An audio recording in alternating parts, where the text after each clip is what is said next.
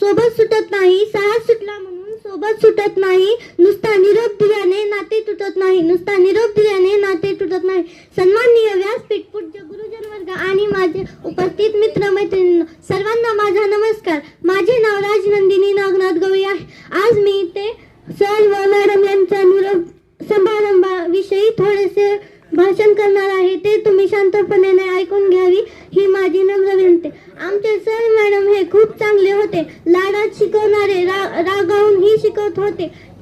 ते चालल्याने शाळा अधुरी वाटते. दिरंगे मॅडम ह्या हिंदी व इंग्लिश हा विषय शिकवत होता. गंगणे सर सर्व मुलांना शिस्त लावत होते आणि गंगणे मॅडम या सर्व मुलांना प्रेम व माया लावत होत्या. शेवटी जाता जाता एवढंच म्हणेन की करून जावे काही